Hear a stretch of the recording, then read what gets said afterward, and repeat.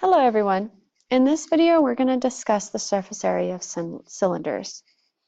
Our objectives by the end of this video, we're going to be able to find and use the surface area of cylinders, compare the surface area of prisms to the surface area of cylinders. So we're going to look at how they are similar and how they are different in comparison to each other. Then finally we're going to be able to explain the process of explain the general process for finding the surface area of cylinders.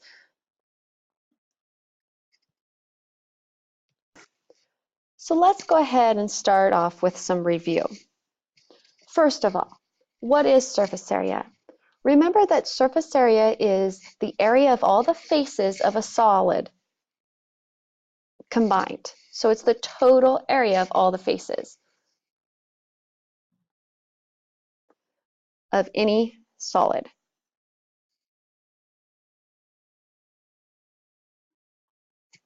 How do we find the area of a circle?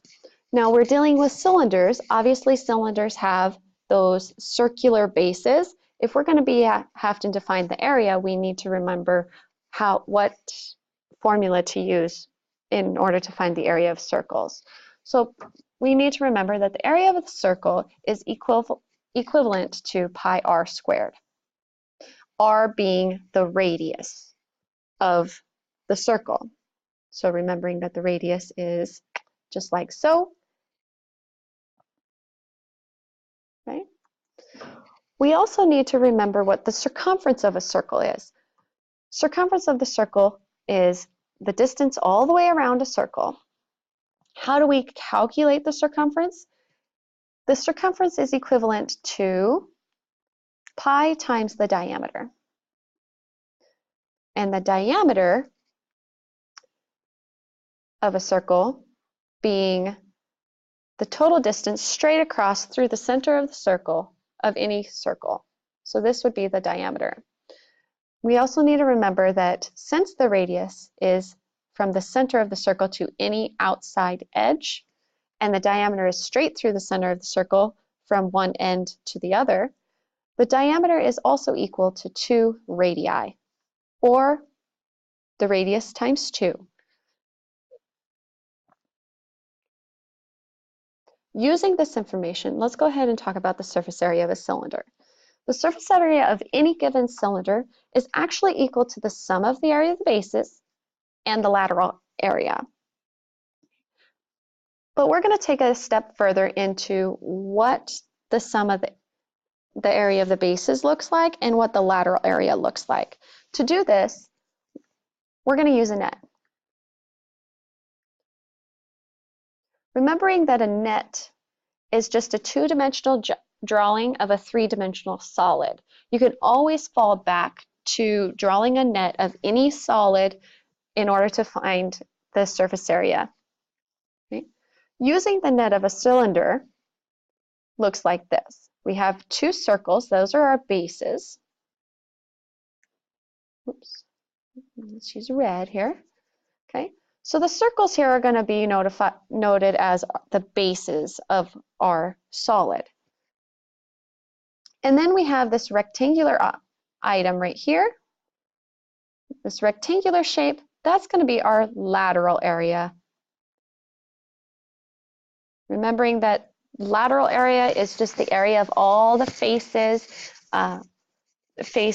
the vertical faces when the solid is laid on its base. Okay. All right, so let's break this generalized formula down. The area of the base. Well, we know the base is a circle, so how do we find the area of a circle? Good thing we just reviewed that. The area of the circle is pi r squared. So to find the area of both bases, we're going to take pi r squared and then times that by 2.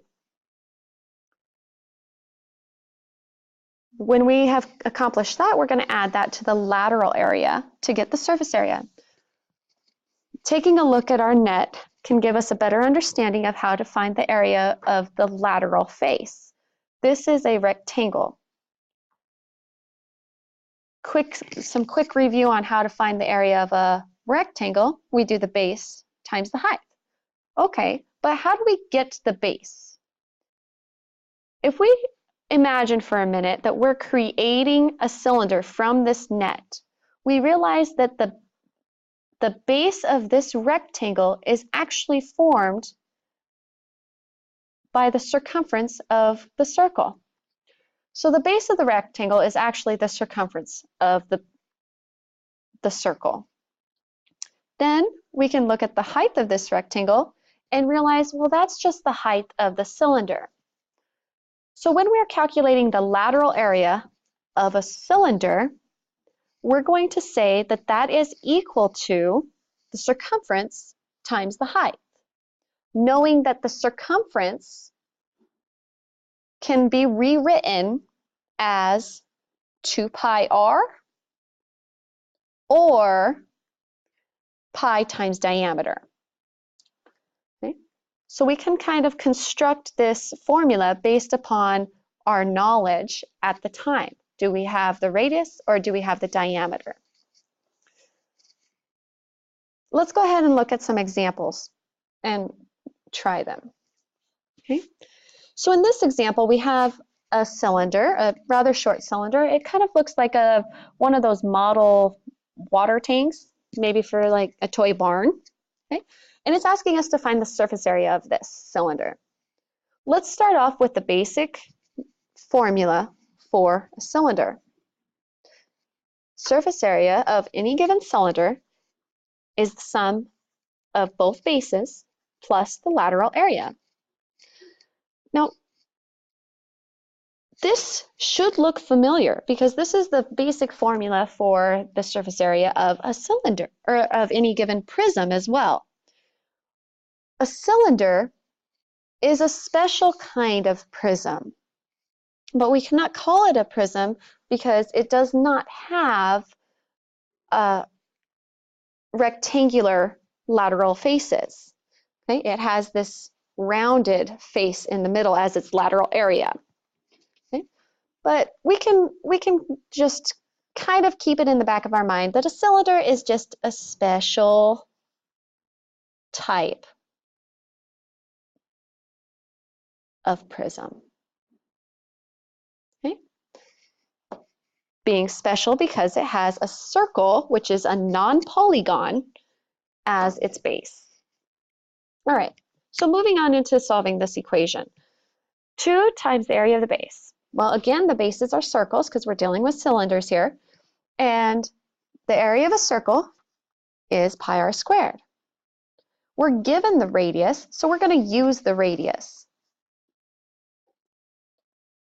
So we're taking 2 times pi r squared, in this case 4 squared. Now you notice that I moved my parentheses. I did that just so we can kind of see what's going on with this exponent. Okay? Common mistake here is to think that the 2 or the pi are also squared. It is not. It's the radius squared and the radius only. Okay? So we're going to square that 4 first and foremost. So 4 squared is equivalent to 2 factors of 4 being multiplied together. 4 times 4 is 16. Times that by 2, and we get 32. Now we're not going to do anything with the pi right now because we want the most accurate answer possible. So we're going to leave that pi kind of like it's a variable to the very end. And then we'll finally do our rounding at the very end to give us the most accurate answer possible. Let's get into the lateral area here. So the lateral area of a cylinder is equal to, as you remember, the circumference of the circle times the height of the prism, or the cylinder, sorry. We're given the radius, so we're going to use the circumference formula that has the radius, which is 2 pi r. Good. Okay. So we're going to use 2 pi r times it by the height. Substituting the values that we know that the radius is 4 and we know the height is 3. Using the commutative property of multiplication says, you know what? We can pull put the 4 and the 3 out in front. We have 2 times 4 times 3. That gives us a grand total of 24, and then the pi kind of tags along till the very end. The final step here is to add these like terms, 32 pi and 24 pi. So 32 pi plus 24 pi gives us a total surface area of, you guessed it, 56 pi. Now we can enter that into our calculator and get approximately 176, don't forget labels, millimeters squared. Okay, this is an area, so those units need to be squared units. And there you have it. Okay. Let's try another one, but looking at it in a different perspective. So in this example, we're asked to find just the lateral surface area. Okay, keeping in mind that not all cylinders need a top and a bottom. Think of pipes. Okay, pipes don't have tops or bottoms, and they're completely hollow. So in that case, if we were to construct this cylinder out of a certain material, we'll need to find the lateral surface area to find out how much material is needed to construct this cylinder. Okay. So we can work this backwards. We know that the surface area of a cylinder is equal to the area of the bases plus the lateral surface area. If I want just the lateral surface area, I simply just don't do the area of the base. Remembering that the lateral area is this rounded face. So I want to know how much this is. Okay. Just right here, up and down. Well, to calculate the area of that, we're going to use the circumference of the circle and the height. So the lateral area is equal to the circumference times the height. We're given the diameter, noting that it goes all the way straight through. So we know that the diameter is equal to 8 feet. Using our knowledge of circumference, we can use the formula with diameter. Okay? We know that circumference is equal to pi times the diameter.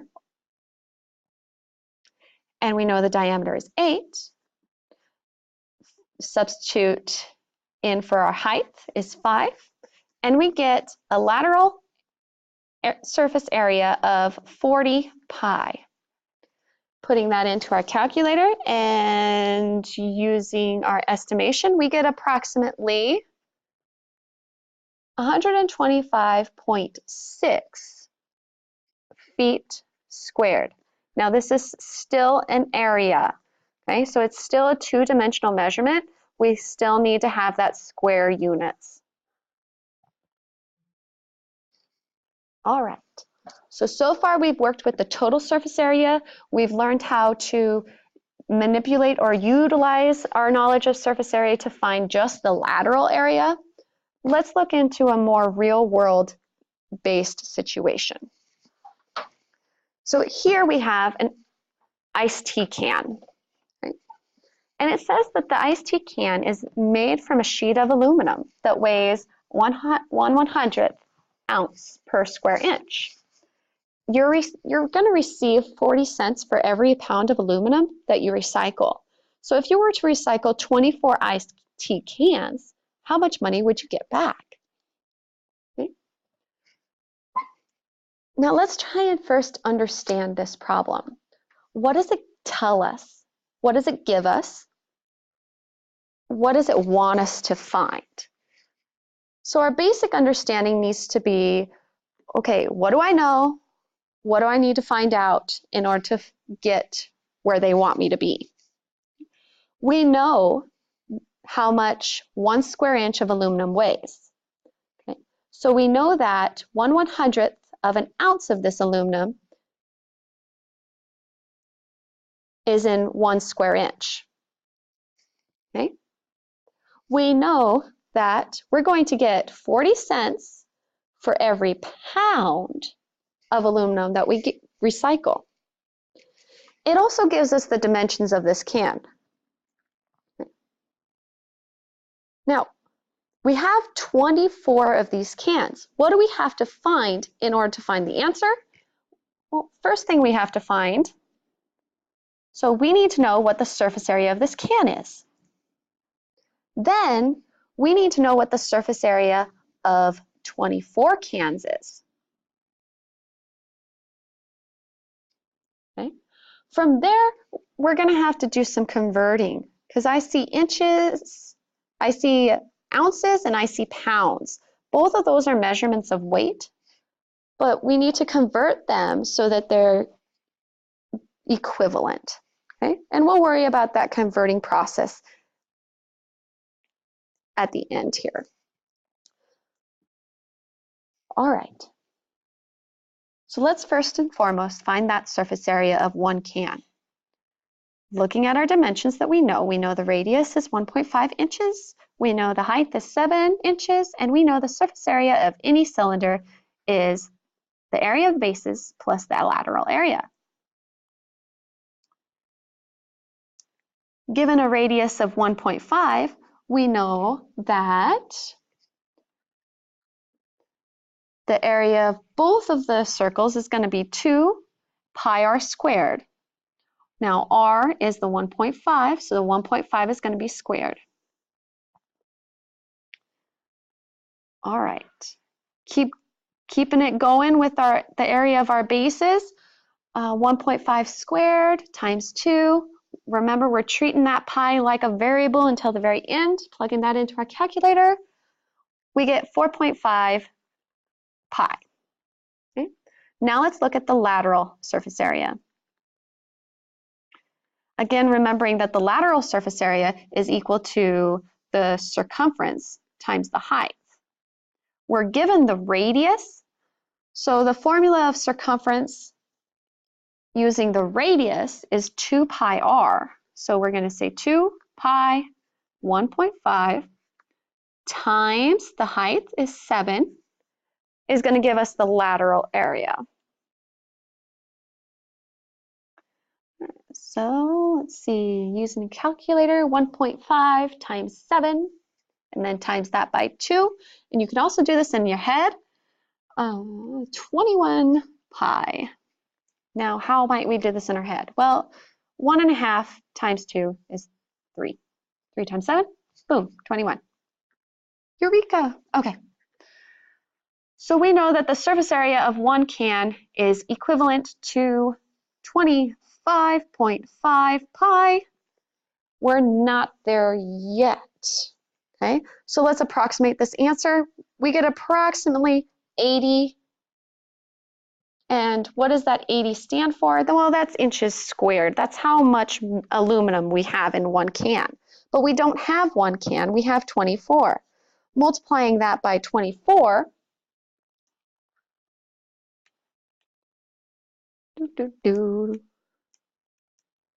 multiplying that by 24, we have approximately 1,920 inches squared of aluminum. Okay, that's how much aluminum we have in 24 cans. Now let's talk about this the conversion issue. We have this much aluminum foil, or aluminum, excuse me. We need to understand how much 1,920 square inches of aluminum weighs before we can figure out how much money we'll get. Okay.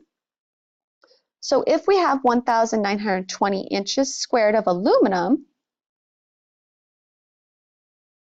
we're going to end up, and we know that the aluminum weighs 1/100th of an ounce for every inch squared, or every squared inch. We can simply multiply 1,920 times 1/100th, and we'll figure out how many ounces we have in total. So multiplying these two together, we find that in 24 cans, we have 19.2 ounces of aluminum. Now I want to know how much I'm getting paid. Okay? We have 19.2 ounces. They're going to give us 40 cents for every pound that we have. Right now we have ounces. First we have to convert that into pounds. And remember, when we're converting, we simply multiply by units of 1. So we have ounces in the numerator here, ounces in the denominator, and we want to convert that or change that into a pound. Okay? All right. What do we know about pounds and ounces? We know that 1 pound is equal to 16 ounces. So if we take 19.2 and divide it by 16, that'll tell us how much pounds we have. We have 1.2 pounds of aluminum. For every 1 pound, we're going to get 40 cents. So we're going to multiply 1.2 times 40 cents, which is right there, okay, to get 48 cents. That is what we are getting for 24 cans, aluminum cans, if we recycle them.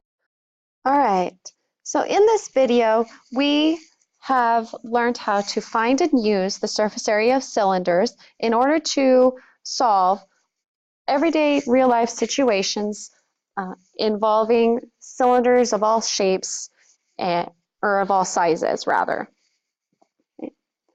We have learned that the surface area of a cylinder is very easily comparable to that of a prism, in that the generalized understanding is the same, the only difference being we're now dealing with those circles, so we have to remember a few other extra steps. Okay.